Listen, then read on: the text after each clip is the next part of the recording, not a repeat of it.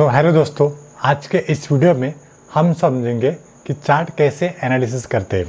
उनका नाम है स्पोर्ट्स वाला, जिन्होंने हमें ये कमेंट करके क्वेश्चन किया है। तो चलिए हम देखते हैं कि चार्ट एनालिसिस करने के तरीके क्या होते हैं।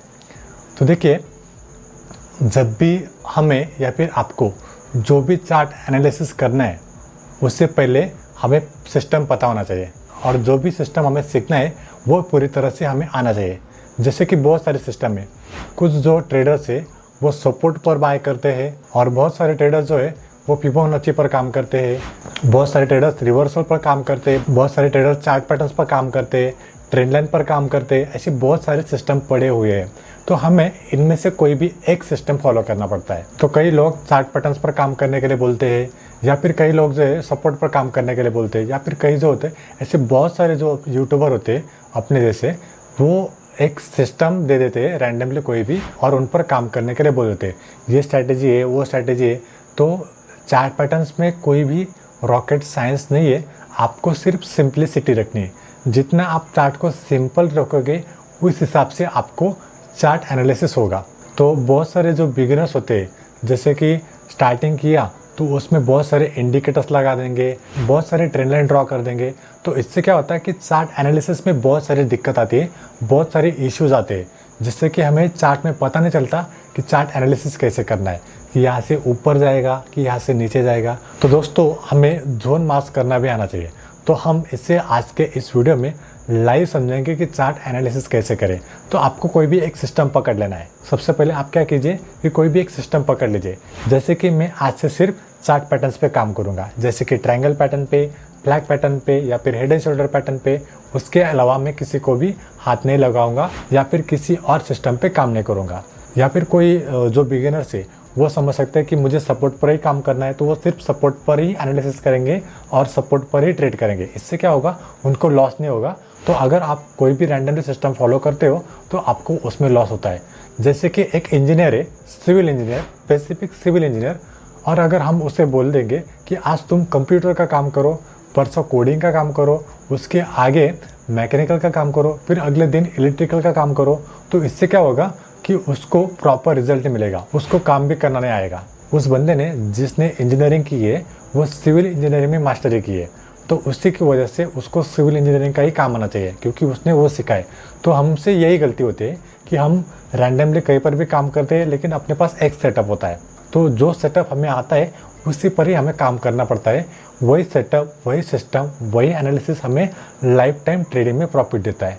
तो आप ऐसा कोई भी एक सिस्टम मास्टरी कर लीजिए, तो उसमें ही आपको प्रॉफिट होगा। तो चलिए हम स्क्रीन पर देखते हैं कि कैसे चार्ट एनालिसिस करते हैं। तो हेलो फ्रेंड्स, अभी हम अपनी स्क्रीन पर आ चुके हैं। तो यहाँ पे देखेंगे कि हमें चार्ट एनालिसिस कैसे करना है। ठीक है, जैसे कि मैंने आपको पहले बताया कि चार्ट एनालिसिस करने के बहुत सारे तरीके होते हैं, उनमें से हम कुछ तरीकों को सीखेंगे, समझेंगे, ताकि आपको चार्ट एनालिसिस करने में दिक्कत ना आए। तो सबसे पहले हम देखेंगे निफ्टी, क्योंकि निफ्टी और बैंक निफ्टी बहुत से लोगों का फेवरेट है। तो इसी की वजह से मैं निफ्टी ओपन कर रहा हूँ। ठीक है, और बाकी आप गलतियाँ कहाँ पे करोगे, या फिर हम गलती कहाँ पर करते हैं, उसके बारे में भी बात करेंगे। तो देखिए, जब भी आप कोई भी चार्ट ओपन करते हो तो सबसे पहले आप टाइम फ्रेम फिक्स कर लीजिए कि मैं इस टाइम फ्रेम में काम करूंगा या फिर उस टाइम फ्रेम में काम करूंगा। एक इंपॉर्टेंट बात आपके लिए कि जो भी टाइम फ्रेम आप यूज कर रहे हो वो टाइम फ्रेम आपको सूट होना चाहिए। मतलब अभी कैसे होता है कि मुझे 5 मिनट सूटेबल है, क्योंकि मैं 5 मिनट का कब से बैक टेस्टिंग कर रहा हूँ, 5 मिनट में कब से मैं चार्ट एनालिसिस कर रहा हूँ। तो इसी की वजह से मैं आपको बोल सकता हूँ कि मुझे 5 मिनट का टाइम फ्रेम सूटेबल है। तो सबसे पहले आप ट्राई कीजिए कि आपको बड़े टाइम फ्रेम में काम करना है। अगर आप बड़े टाइम फ्रेम में काम करोगे तो आपको लॉसेस भी कम होंगे और प्रॉफिट भी अच्छी तरह से होंगे। तो जो भी इंट्राडे करते हैं, इंट्राडे में लगभग 97% लोग पैसे गवाते या फिर लूज करते हैं। तो आपको भीड़ में नहीं जाना है, आपको सबसे अलग करना है। तो इस वजह से आप बड़े टाइम फ्रेम में काम कीजिए। जब आपको एक्सपीरियंस आएगा तब धीरे धीरे आप छोटे टाइम फ्रेम में जा सकते हो। जैसे कि किसी छोटे बच्चे को हमने बताया कि आज से तुम पीएचडी करो, तो वो नहीं कर सकता। उसी तरह से चार्ट एनालिसिस करने में आपको इंट्राडे में एनालिसिस नहीं करना है, आपको बड़े टाइम फ्रेम में एनालिसिस करना है। फिर भी मैं आपको छोटे टाइम फ्रेम में क्यों दिखा रहा हूँ, क्योंकि आपको थोड़ा पता चले कि इसमें दिक्कत क्या आ सकती है और बड़े टाइम फ्रेम में क्या आसान हो सकता है। तो चलिए देखते हैं। यहाँ पर देखिए, निफ्टी का मैंने 5 मिनट का टाइम फ्रेम ओपन किया है। निफ्टी में अगर हमें काम करना है तो हमारे पास कोई तो एक सेटअप होना चाहिए। जैसे कि मुझे लगता है कि यहाँ पर मैं पैटर्न पे काम करूंगा, तो मैं इस वाले चार्ट में पैटर्न्स ढूंढूंगा कि कहाँ पर मुझे एंट्री लेनी है या फिर कौन से पैटर्न पर मुझे काम करना है। तो मैं यहाँ पर फ्री हैंड ड्राइंग करूंगा, जैसे कि इस तरह से, और ऐसे एक मूवमेंट उसके ऊपर करते जाऊंगा। तो इस ड्राइंग से मुझे पता चलेगा कि मार्केट में क्या मूवमेंट हो रही है और क्या पैटर्न बन रहा है। तो देखिए यहाँ पर मुझे एक डबल टॉप दिखाई दे रहा है। अगर आपको डबल टॉप पता नहीं होगा तो मैं इसके रिगार्डिंग दूसरा वीडियो भी बना दूंगा। यहाँ पर डबल टॉप होता है, डबल टॉप मतलब एम टाइप पैटर्न होता है।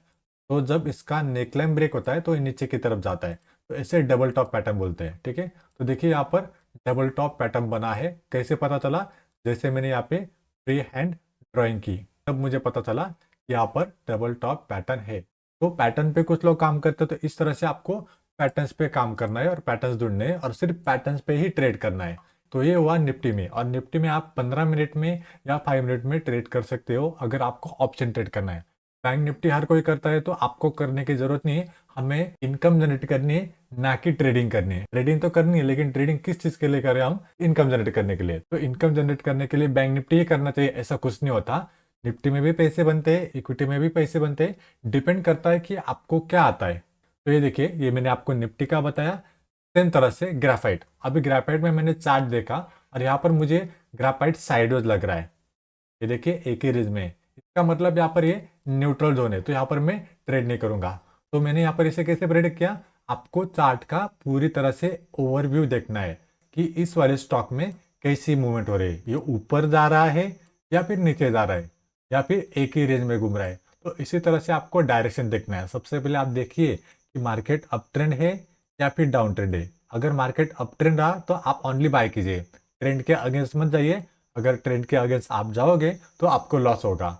डाउन ट्रेंड है तो आप इसे सेल कीजिए, ठीक है। और साइडवेज है तो आप इसे अवॉइड कर दीजिए। तो अगर यहाँ पर मुझे ग्राफाइट साइडवेज दिखाई दे रहा है तो इसमें मैं ट्रेड नहीं करूंगा, यहाँ पर हमें अवॉइड करना पड़ेगा। इस तरह से आपको चार्ट रिजेक्ट करना भी आना चाहिए। ऐसा नहीं कि आपने ग्राफाइट सिलेक्ट किया और ग्राफाइट मेरा फेवरेट है तो यहाँ पर मैं ट्रेड करूंगा, ऐसे नहीं होता है। चार्ट समझ में आ रहा है, जो आपके सेटअप में, जो आपके सिस्टम में आ रहा है उस पर ही हम ट्रेड करते हैं, ठीक है। तो ग्राफाइट हमने अवॉइड कर दिया। इस तरह से आपको स्टॉक को अवॉइड करना है जहां पर चार्ट में कोई ना कोई गलती या फिर चार्ट में कोई भी कंफर्मेशन नहीं हो, ठीक है। तो आगे देखिए आरबीएल बैंक। अभी आरबीएल का जो टाइम फ्रेम है मैंने इसे 1 डे में लगाया है, तो इसका मतलब आप इसमें स्विंग ट्रेड कर सकते हो। अगर आपने स्विंग ट्रेडिंग स्टार्ट की तो आप कभी भी स्विंग ट्रेडिंग में प्रॉफिटेबल हो लर्निंग के साथ। विदाउट लर्निंग आपको लॉस होगा, स्टार्टिंग में आपको लॉस होगा। लेकिन अगर आप कुछ सीखते हो, प्रेडिक्शन देखते हो, चार्ट एनालिसिस सीखते हो, हर रोज सीखते हो, तो आपको यहाँ पर ट्रेडिंग अच्छी तरह से आ सकती है। तो देखिए आरबीएल बैंक यहाँ पर मैंने ओपन किया है और यहाँ पर मुझे ट्रेंड दिखाई दे रहा है अप ट्रेंड, लेकिन अप ट्रेंड के बाद मुझे यहाँ पर एम पैटर्न दिखाई दे रहा है। तो इसका मतलब अगर इसने एम पैटर्न नीचे ब्रेक किया तो यहाँ पर मैं इसे सेल कर सकता हूँ। तो इक्विटी में सेल नहीं होता, लेकिन इंट्राडे में भी आप सेल कर सकते हो या फिर यहाँ पर वेट कर सकते हो कि यहाँ पर ये नीचे गिरने वाला है। तो अगर नीचे गिरा तो मैं यहाँ पर इसे सस्ते प्राइस पर या फिर बॉटम प्राइस पर उठाऊंगा।